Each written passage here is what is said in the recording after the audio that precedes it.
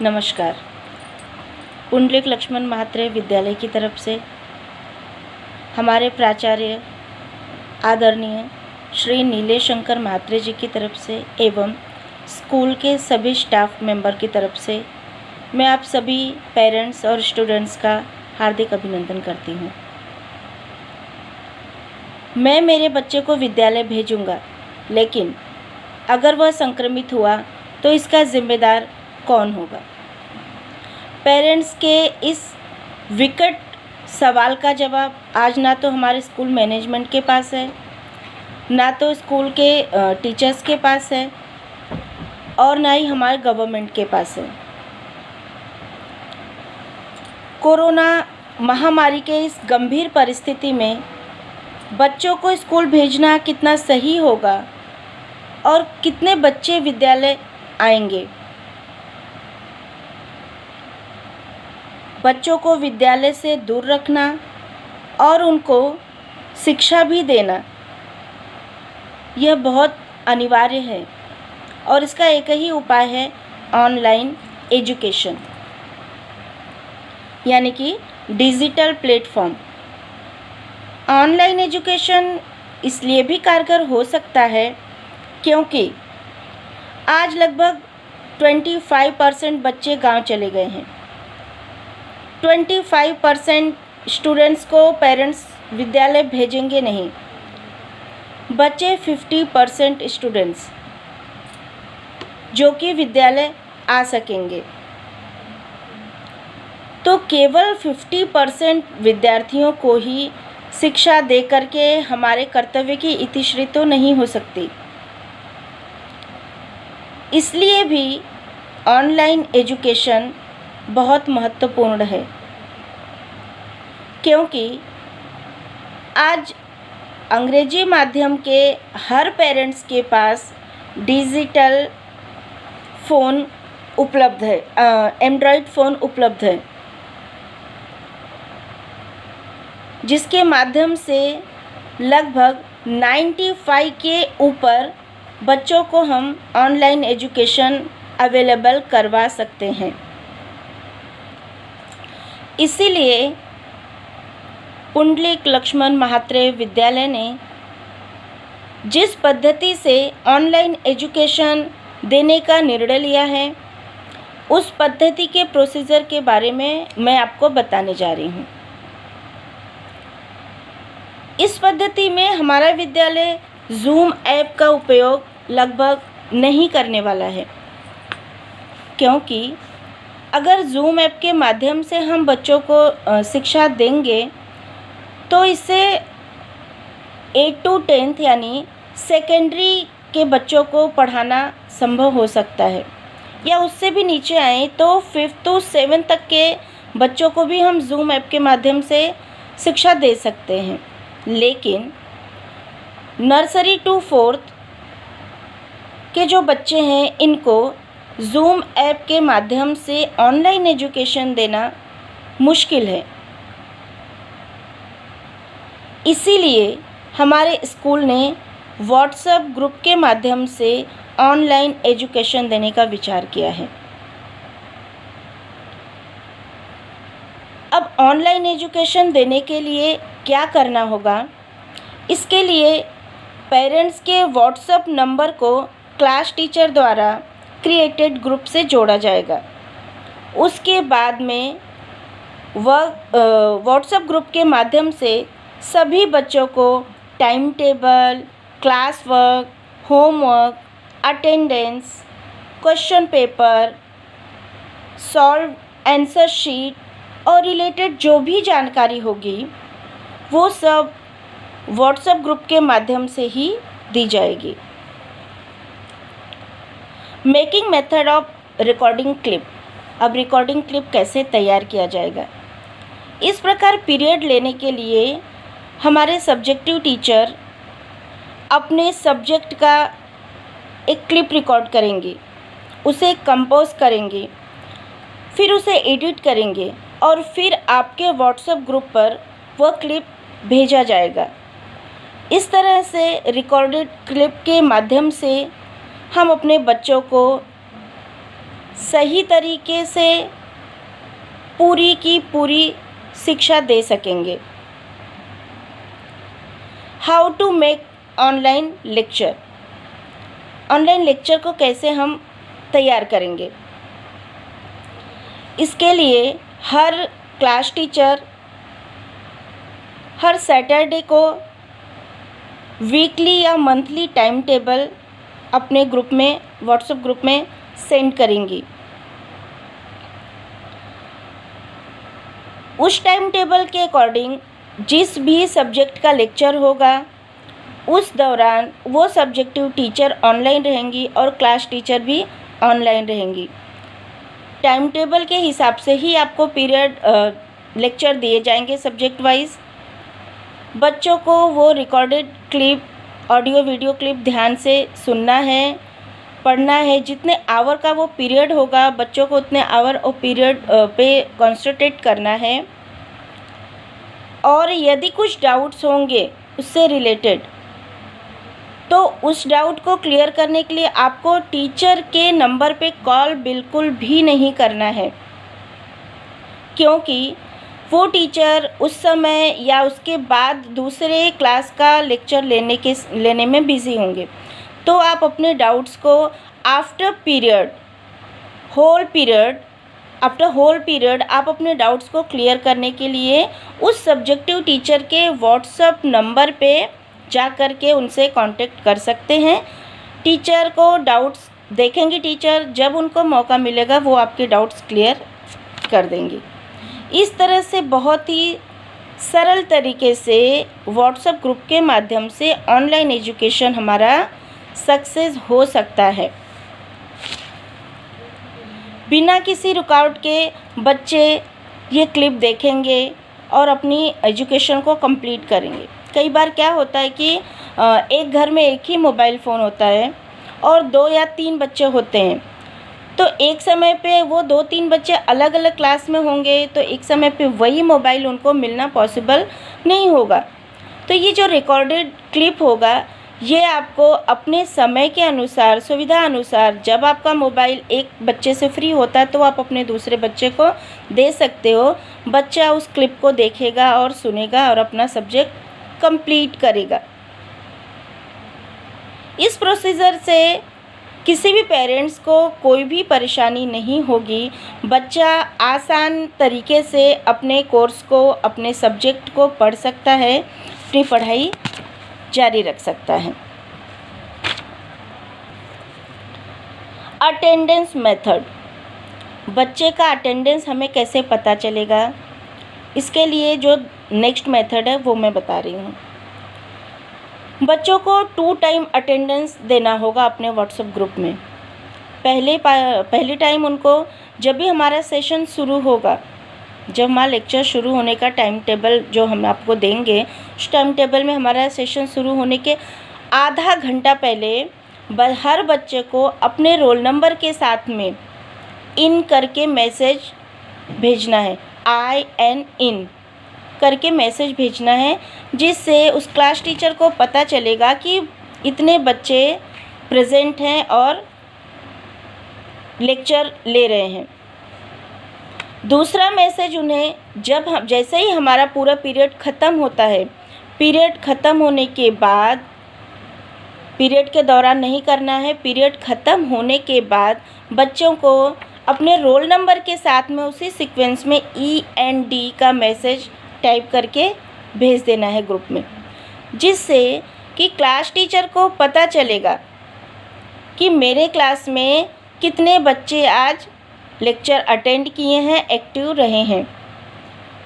इसका ध्यान पेरेंट्स को भी बच्चों के साथ साथ रखना है, क्योंकि घर में पेरेंट्स आप अवेलेबल रहोगे, आप देखोगे कि बच्चे लेक्चर ले रहे हैं कि नहीं। नेक्स्ट है हमारा होमवर्क, रिवीजन और टेस्ट मेथड। जब क्लास टीचर अपने हर क्लास में लास्ट पीरियड में बच्चों को टेस्ट दिया जाएगा, ज़रूरी नहीं है हर दिन टेस्ट दिया जाए। जैसे ही सब्जेक्टिव टीचर को लगता है एक लेसन कंप्लीट होने के बाद वो आपके बच्चे को टेस्ट देंगे। टेस्ट देने के लिए लास्ट का पीरियड ही लिया जाएगा। उस पीरियड में बच्चों को एक टेस्ट पेपर दिया जाएगा।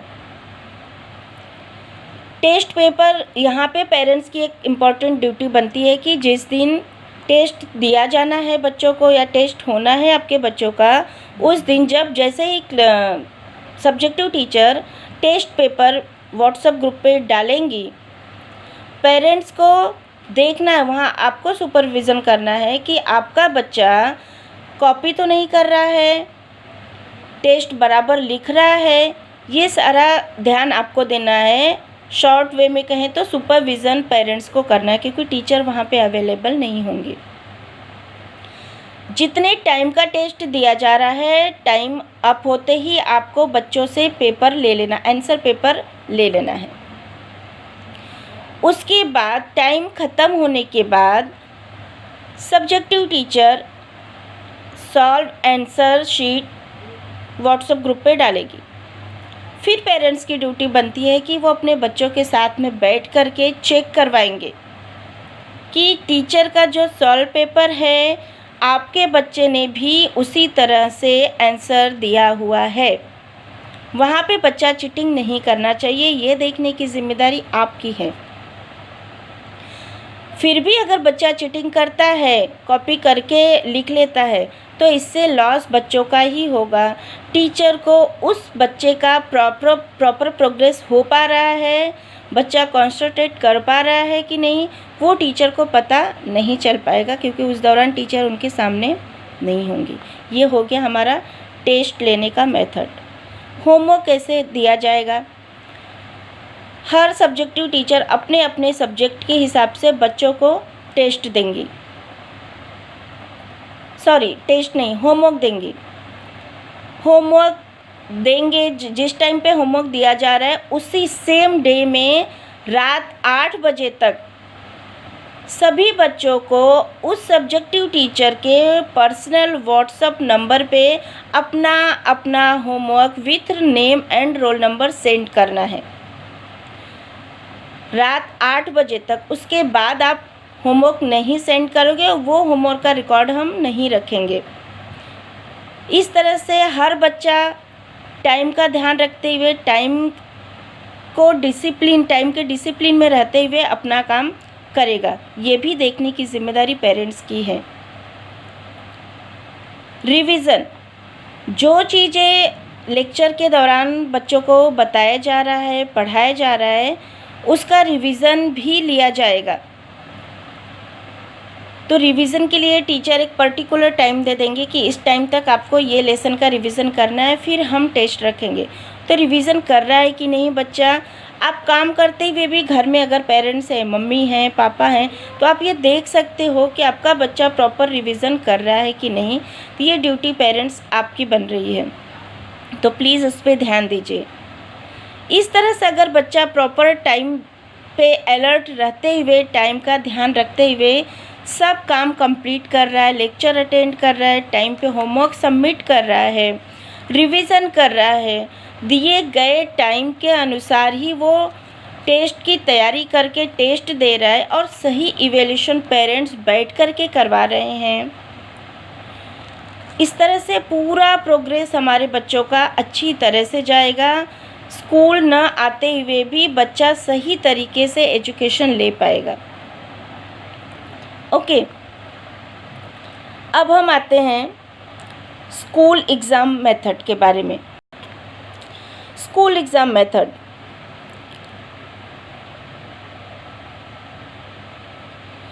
अब समस्या आती है कि चलो ठीक है, एजुकेशन हम बच्चों को घर बैठे बिठाए दे रहे हैं ऑनलाइन तरीके से, बच्चा पूरा कोऑपरेट कर रहा है, पेरेंट्स का भी पूरा कोऑपरेशन मिल रहा है, स्मूथली हमारा ये प्रोसीजर रन कर रहा है, राइट।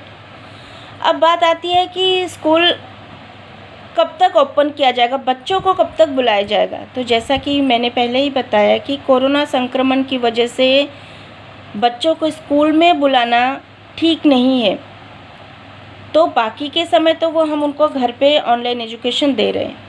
लेकिन फर्स्ट यूटी और फर्स्ट सेमेस्टर यानी कि पहली इकाई परीक्षण और प्रथम सत्रांत परीक्षा के लिए बच्चों को स्कूल में बुलाया जाएगा। इसके लिए स्कूल पूरा प्रिकॉशन देगा बच्चों को। हर सेशन ख़त्म होने के बाद स्कूल को सैनिटाइज किया जाएगा। स्टूडेंट्स को 2 सेक्शन में हम स्कूल में बुलाएंगे, या बच्चों का स्ट्रेंथ जितना उस हिसाब से हम डिवाइड करेंगे कि कितने कितने बच्चों को हमें एक एक दिन में बुलाना है। जब हम बच्चों को एग्ज़ाम के लिए बुलाएंगे तो जिस दिन एग्ज़ाम ख़त्म होगा बच्चे जाएंगे, उसके बाद पूरे क्लासरूम को सैनिटाइज किया जाएगा। हर क्लास में एक बेंच छोड़ करके स्टूडेंट्स को एग्ज़ाम देने के लिए बिठाया जाएगा। जितने बेंचेस स्कूल में अवेलेबल हैं उसी के अनुसार टाइम टेबल बनाकर स्टूडेंट्स को एग्ज़ाम के लिए बुलाया जाएगा। इसके लिए चाहे कितने भी दिन लगे, हम प्रिकॉशन के साथ में ही बच्चों को बुलाएंगे। हर बैच के बाद एग्ज़ाम का हर बैच ख़त्म होने के बाद क्लासरूम को सैनिटाइज किया जाएगा। एग्ज़ाम के दौरान हर स्टूडेंट्स को सोशल डिस्टेंसिंग का पालन करना होगा। हम करवाएंगे इसका पालन। स्टूडेंट्स को गेट पर और क्लासरूम के बाहर उपलब्ध सैनिटाइज़र का यूज़ करना होगा और वॉशरूम में उपलब्ध हैंड वॉश का भी यूज़ उनसे करवाया जाएगा। इस तरह से पूरा स्कूल स्टाफ स्टूडेंट्स का पूरा ध्यान रखते हुए इस प्रोसीजर को कंप्लीट करेगा, फर्स्ट यूनिट टेस्ट और फर्स्ट सेमेस्टर एग्ज़ाम के प्रोसीजर को। और इस तरह से बच्चों को स्कूल से दूर रखकर कोरोना विषाणु के प्रादुर्भाव से भी हम उनको बचा सकते हैं और शिक्षा का भी नुकसान नहीं होगा। Big screen for better learning. अब हो गई ऑनलाइन एजुकेशन की बात। इसके लिए हो गया कि बच्चे अब पूरे टाइम मोबाइल उनके पास रहेगा, मोबाइल से पढ़ाई करेंगे, दिन भर स्क्रीन पे ही आंख गड़ाए रखना पड़ेगा। इससे क्या हो सकता है कि बच्चों के आंख और कान, ईयरफोन लगाने से कान का और बार बार स्क्रीन देखने की वजह से आँख का प्रॉब्लम हो सकता है। इसीलिए मैं एक छोटा सा सुझाव देना चाहूँगी, पेरेंट्स से रिक्वेस्ट करूँगी कि as for your financial condition आप आपके बच्चों के लिए बड़े स्क्रीन की व्यवस्था कर सकते हो तो करो, जो ज़्यादा अच्छा रहेगा। अब बड़े स्क्रीन में देखते हैं, जैसे मोबाइल से बड़ी स्क्रीन है टैब से बड़ी स्क्रीन है लैपटॉप से बड़ी स्क्रीन है डेस्कटॉप से बड़ी स्क्रीन है स्मार्ट टीवी से बड़ी स्क्रीन है प्रोजेक्टर। अब पेरेंट्स अपने फाइनेंशियल कंडीशन के हिसाब से अपने बच्चों को इनमें से जो भी सुविधाजनक चीज़ें उनको लगती हैं, जो वो एडजस्ट कर सकते हैं, वो बच्चों को अगर घर में करके देंगे तो उनके लिए बेटर होगा। इससे फ़ायदा क्या होगा कि बच्चों के साथ पेरेंट्स भी वो सभी लेक्चर अटेंड कर सकते हैं और सुन सकते हैं। इसका यह फ़ायदा होगा कि जब बच्चों की पढ़ाई आप लेने लगोगे, आप बच्चों का रिवीजन लेने लगेंगे तो कुछ डाउट्स होंगे जो कि बच्चों को नहीं समझ में आ रहे होंगे। उस समय पेरेंट्स भी उनको वो सब चीज़ें सुने रहेंगे, क्लिप देखे रहेंगे, तो पेरेंट्स भी बच्चों का डाउट्स क्लियर कर सकते हैं। इस तरह से 2 फ़ायदा होगा। एक तो आपका कोचिंग का फ़ीस भी बच जाएगा और आपके बच्चे स्कूल ना आकर घर पे ही स्मूथली एजुकेशन रन करने में बच्चों का हेल्प हो सकेगा।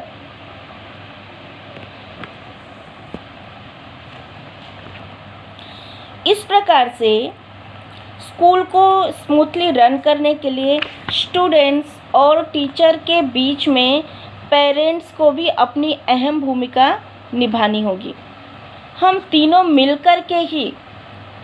यानी टीचर, स्टूडेंट्स और पेरेंट्स, ये तीनों मिलकर के ही इस महामारी के कठिन संकट में भी अपने काम को, अपनी शिक्षा को सही तरीके से आगे बढ़ा सकते हैं।